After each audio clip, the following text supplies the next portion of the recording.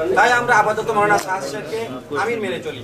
এই ব্যাপারে বিভ্রান্তি করা হচ্ছে যে আমরা ব্যক্তিকে মেনে চলি, আমরা কোনো ব্যক্তিকে মেনে চলি না, আমরা আল্লাহর হুকুম রসুলের তরিকাকে মেনে চলি। দ্বিতীয় কথা হচ্ছে যে ইজতেমাতে আমাদের যে বিদেশি মেহমানরা আসে প্রতি বছর সোমবারে আমরা দায়িত্ব বুঝে নিতাম, কিন্তু আজকে এই বছর আমাদের একদিন দেরি হওয়ার কারণে আমাদের মেহমানরা অত্যন্ত কষ্ট পেতেছে।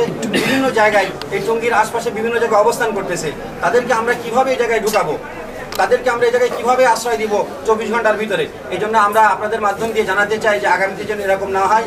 আমাদেরকে এই দ্বিতীয় ইজতেমা দিয়ে সবসময় প্রতারিত করা হচ্ছে মানুষকে এবং বিভ্রান্ত করা হচ্ছে। আমাদের অনেক মেহমান ফিলিস্তিন থেকে, জর্দান থেকে, বিভিন্ন দেশ থেকে চলে আসছে, আফগানিস্তান থেকে, তারা প্রথম ইজতেমাতে চলে আসছে আমাদের ইজতেমা মনে করে, কিন্তু আসলে প্রথম ইজতেমা মাওলানা সাদ সাহেবের ইজতেমা ছিল না। কিন্তু আমাদের হাজার হাজার বিদেশি মেহমানরা যারা প্রথম ইজতেমাতে চলে আসছে এই কথা বলে যে আমরা মাওলানা সাদ সাহেবের ইজতেমাতে শরীক হতে চাই, আমরা বারবার প্রতারিত হচ্ছি বা আমরা বারবার নির্যাতিত হচ্ছি। আমরা চাই আপনাদের মাধ্যম দিয়ে প্রধানমন্ত্রীর কাছে যেন এই খবরটা পৌঁছায় যায় যে আগামীতে যেন আমাদের এই বিশ্ব ইজতেমার মূল তবলিগের কর্ণধার যারা মাওলানা সাদ সাহেব এবং ওনার সঙ্গে চলনেওয়ালা নিজামুদ্দিন মার্কাজ, আমাদেরকে যেন ভবিষ্যতে প্রথম ইজতেমা দেওয়া হয়। এই যে আপনারা ইজতেমা পালন করেন, আলাদা আলাদা করে ইজতেমা পালন করেন, একটা সময় আপনারা সবাই একসাথে ছিলেন, এই আলাদা ইজতেমা করতে যে প্রশাসন একটা চাপে থাকে, সংবাদকর্মীরা একটা চাপে থাকে, এবং বাইরে যারা মুসল্লি আছে তারাও এই ইসলামকে এইভাবে দেখতে চায় না। মূলত ইসলাম শান্তির ধর্ম, শান্তির কথা বলে, কোনো বিভেদ থাকুক সেটা চায় না, কোনো বিরোধ থাকুক সেটা চায় না। এই যে আপনারা ইজতেমা আয়োজন কমিটির মুরব্বী, আপনারাই মূলত ইজতেমা আয়োজন করেন, ওই পক্ষের সঙ্গে আমরা কথা বলেছি। এই যে মানুষের বাইরের দৃষ্টিভঙ্গিটা যেটা আপনাদের মাঝে দেখে যে টোটালি বিরোধ, মানে আপনারা একটা পক্ষ আরেক পক্ষকে মেনে নিতে পারছেন না, ওই পক্ষ আপনাদেরকে ব্লেম করছে, আবার আপনারা তাদেরকে ব্লেম করছেন, এটার আসলে নিরসনের উপায় কি এবং এখান থেকে কি বের হতে পারবেন কিনা আপনারা?